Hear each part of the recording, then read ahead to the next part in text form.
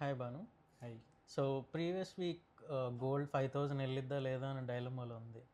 కానీ ఈ week market start అయ్యేసరికి చూస్తే మండే నుండి గోల్డ్ ఆ 5000 మార్క్ దాటి 5100కి ఆల్మోస్ట్ టచ్ 500. ఆల్మోస్ట్ టచ్ అయింది. సో అలా ఎవరి ఎక్స్పెక్టేషన్స్కి అందకుండా గోల్డ్ అనేది పైకి వెళ్తానే ఉంది. దీని ఇన్ఫ్లుయెన్సెస్ చాలా వేరే There are వేరే several factors here. Yeah. So initially చూసుకుంటే so as of now FOMC అనేది January 28కి షెడ్యూల్ అయింది. సో దాని ఇంపాక్ట్ ఎలా ఉంటుంది గోల్డ్ మీద? So FOMC in other words is Fed. So అదేంటి అంటే ఇంట్రెస్ట్ రేట్లు డిసైడ్ చేస్తుంది. సో ఇంట్రెస్ట్ రేట్లు అంటే ది బారోయింగ్ అమౌంట్ అయి ఉండొచ్చు, ఇన్వెస్ట్మెంట్ క్యాపిటల్ అయి ఉండొచ్చు, లేకపోతే లోన్స్ అయి ఉండొచ్చు. సో ఇన్ఫ్లేషన్ రేట్కి డిపెండెంట్గా ఉంటుంది ఇది. So fed take several factors in to consideration. So ఒకవేళ గోల్డ్కి డైరెక్ట్గా ఇంపాక్ట్ ఎలా ఉంటుంది అంటే, ఒకవేళ ఇంట్రెస్ట్ రేట్లు పెరిగితే దాని ఇంపాక్ట్ ఎలా ఉంటుందంటే స్ట్రాంగర్ డాలర్కి లీడ్ చేస్తుంది. సో స్ట్రాంగర్ డాలర్ వాల్యూ అంటే it's less demand for gold అని చెప్పుకోవచ్చు. సో ఒకవేళ ఇంట్రెస్ట్ రేట్లు పెంచే అవకాశం ఉంది అన్నా కానీ, లేకపోతే ఇంకా పెంచాలనుకుంటున్నామని చెప్పినా కానీ ఇట్స్ లైక్ కొంచెం స్లైట్ కరెక్షన్ చూడొచ్చు గోల్డ్కి ఈ వీక్. సో గోల్డ్ సిన్స్ హైలో ఉంది కాబట్టి any slight impact news we can see major up fall or down fall. Okay. So FOMC అనేది వన్ ఆఫ్ ద ఫ్యాక్టర్స్, కానీ ఇంకా చాలా ఉన్నాయి. So present consumer price economic data చాలా రిలీజ్ అవుతుంది. CPI, PPI and NFP data కూడా వస్తుంది. కానీ మీరు మెయిన్లీ చూసుకుంటే ఈ డేటా మొత్తం బేసిక్గా యూఎస్ సైడ్ నుండి వస్తున్నట్టుంది కదా. ఎస్. సో గోల్డ్ అనేది very inversely proportional to dollar index. So మీకు ఎప్పుడైతే డాలర్ ఇండెక్స్ పెరుగుతుందో గోల్డ్ వాల్యూ అప్పుడు తగ్గుతుంది. లైక్ వైజ్ డాలర్ ఇండెక్స్ తగ్గినప్పుడు గోల్డ్కి డిమాండ్ పెరుగుతుంది. సో ఈ హై ఇంపాక్ట్ ఈవెంట్స్ అనేవి కండక్టెడ్ బై యూఎస్ గవర్నమెంట్ అని చెప్పొచ్చు. Not conducted by, but the data is coming from there. Okay. So present ఉన్న మార్కెట్ నుండి తీసుకున్న స్టాటిస్టిక్స్ అవన్నీ వాళ్ళు ఫ్యూచర్గా చెప్తారండి. సో ఇంకొకటి consumer product index, consumer price index అది వచ్చేసి February 11th షెడ్యూల్ అయినట్టుంది కదా. అండ్ ఫాలోడ్ బై నెక్స్ట్ డేనే పీపీఐ ఇండెక్స్ కూడా ఉంది. So both these datas again lead to inflation rate. Okay. So consumer price index చూసుకున్నా లేదా ప్రొడ్యూసర్ ప్రైస్ ఇండెక్స్ ఫస్ట్ చూద్దాం.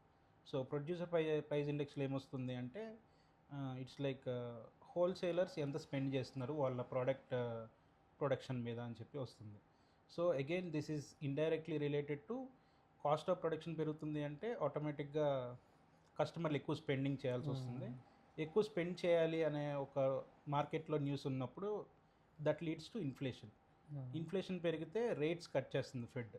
So all these are inter related.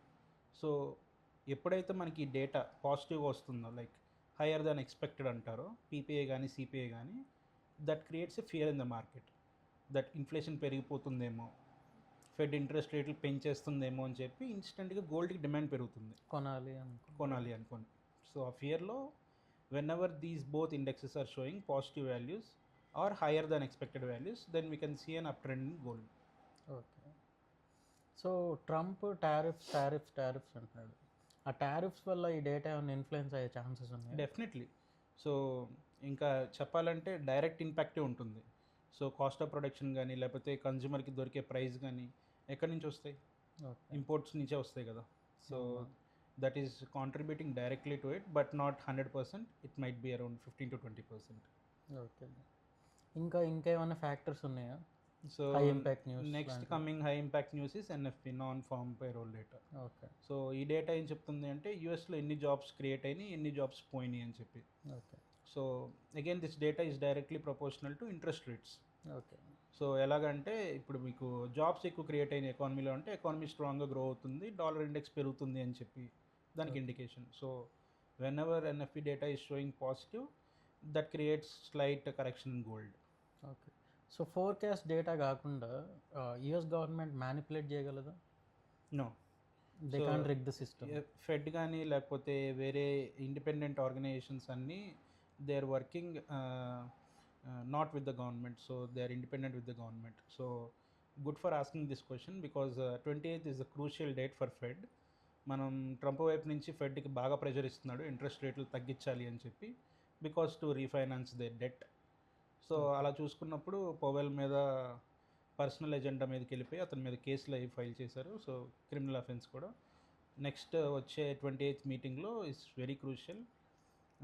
Powell వచ్చి fed independent of government అని చెప్పి చెప్తారో మరి. It's very crucial. చూద్దాం భానుగారు, ఎందుకంటే రీచ్ అవ్వదు అనుకున్న పాయింట్కే గోల్డ్ ఆల్రెడీ వెళ్ళిపోయింది. అక్కడ నుండి 5,000 నుండి 5,100కి రీచ్ అయింది. సో చూద్దాం ఆ ర్యాలీ ఎక్కడ వరకు కంటిన్యూ అయ్యిందో. Gold right now. సో ఈ న్యూస్ ప్లస్ యుఎస్ తీసుకునే ఫర్దర్ స్టెప్స్ ఇవన్నీ కలిపి గోల్డ్ని ఎక్కడి వరకు తీసుకెళ్ళిద్దో చూద్దాం. థ్యాంక్ యూ బాగా.